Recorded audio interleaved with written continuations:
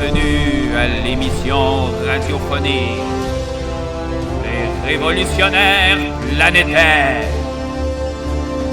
avec votre animateur Alexandre Timon.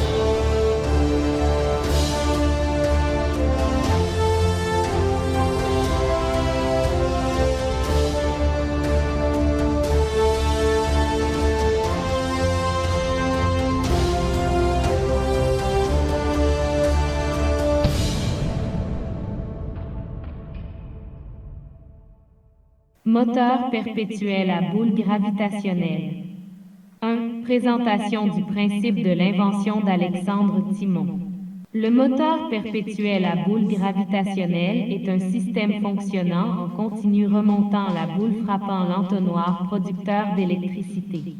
Elle peut fonctionner seule sans l'apport de forces extérieures ou d'ingénieurs ayant à modifier substantiellement et quotidiennement l'installation. Seul un entretien régulier des rampes de lancement, de la directionnalité adéquate de la trajectoire des projectiles, l'évaluation de la rondicité des sphères utilisées et de leur qualité au fil du temps d'utilisation, ainsi que du bon fonctionnement des alvéoles électriques et de la bonne accumulation d'électricité dans le réseau électrique sous-jacent conformément aux estimations de production électrique normale. 2. Du jeu à la machine génératrice d'électricité. Au lieu de n'être qu'un jeu pareil à la boule à vapeur des ronds d'Alexandrie chauffée par un feu et qui ne servait qu'à amuser les riches au lieu de devenir la machine à vapeur avec le piston pour entraîner un mouvement mécanique, il est possible de fabriquer un générateur d'électricité puissant et permanent. 3. Forme des alvéoles électromécaniques. La manière d'optimiser ce système est d'installer des mini-capteurs sous la coupole en forme d'alvéole octogonale, décagonale ou avec plus encore de facettes.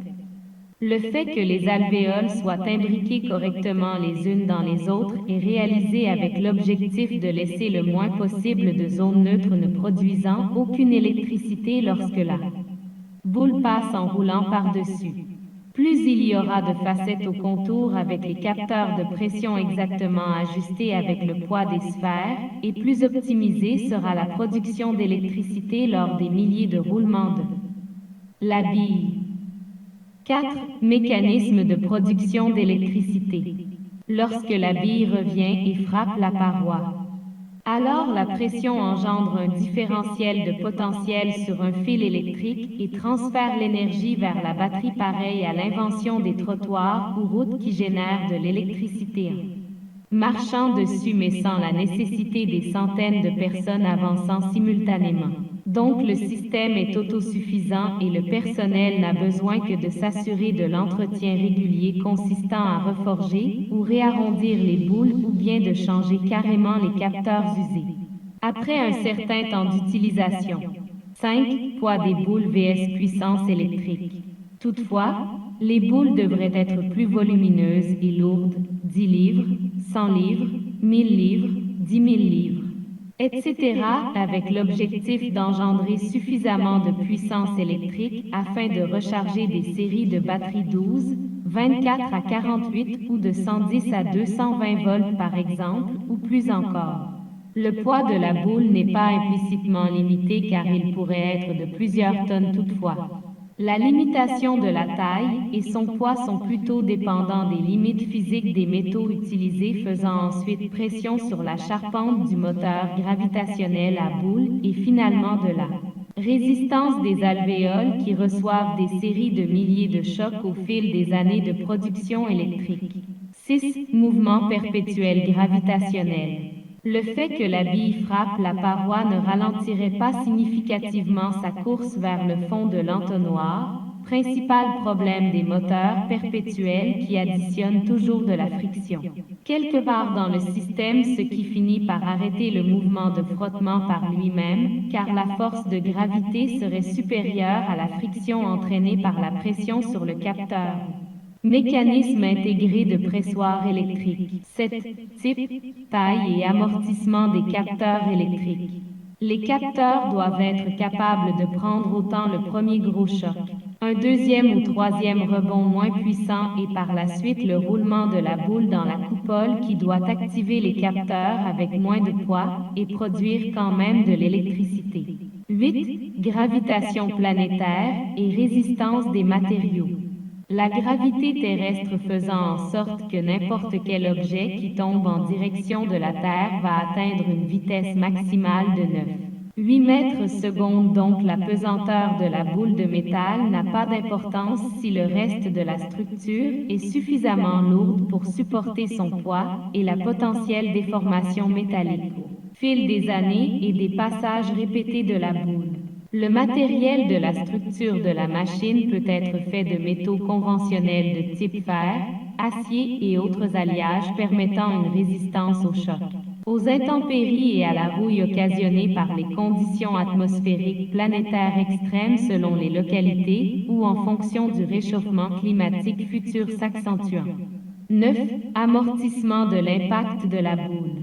Une épaisseur de caoutchouc peut être déposée au fond de la coupole afin d'atténuer le bruit du métal à métal lorsque la boule tombe au fond. Surtout si là où les machines sont installées près d'habitations en plus d'éviter les déformations métalliques inutiles. L'épaisseur doit être calculée en fonction du poids spécifique de la sphère car une boule de 10 livres ne fera pas la même empreinte qu'une boule de 1000 livres ou d'une tonne alors si l'on ne veut pas que les mécanismes au-dessous soient abîmés. De ce fait, il est impératif d'augmenter la dureté ou la profondeur de l'isolant élastique sans empêcher le mécanisme électrique de s'enclencher facilement. 10. Taille de machine gravitationnelle vs puissance électrique. Le moteur perpétuel à boule gravitationnelle peut être construit en différents formats, soit pour un appartement ou une maison avec une taille de 1 à 2 mètres maximum, ou en version de 10 à 20 mètres jusqu'à 1 km de hauteur en plusieurs dizaines d'exemplaires installés en série. Et ce pour une production d'électricité beaucoup plus puissante pouvant alimenter les villes du futur autant sur Terre que n'importe quelle planète visitée et ou colonisée si la gravitation ambiante permet un retour adéquat de la boule au milieu de la machine. 11. Moteur à plusieurs rampes à boule simultanées. Une version de la machine gravitationnelle à boule peut être faite avec plusieurs rampes de lancement disposées tout autour de la coupole, mais LS synchronisation de l'arrivée des boules doit être très bien calculée car si elles se frappent ensemble alors elles risquent de s'abîmer, et ce surtout si elles sont faites du même matériau. À moins d'utiliser des matériaux de dureté différentes en fonction de l'ordre de tombée des boules pouvant potentiellement se fracasser mutuellement, par exemple, quartz, 2, métal, 3, quartz 4, alliage. 12. Délai de roulement de la boule.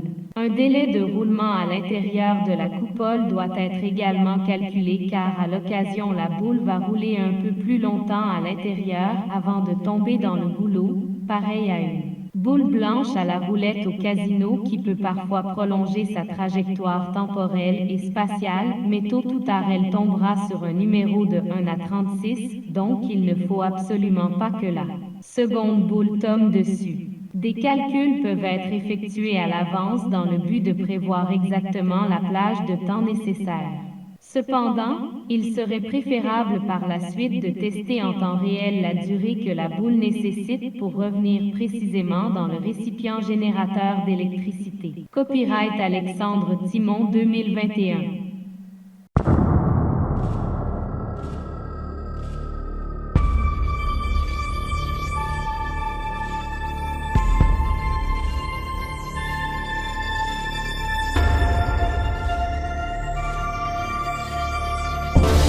Bienvenue à l'émission radiophonique Les Révolutionnaires Planétaires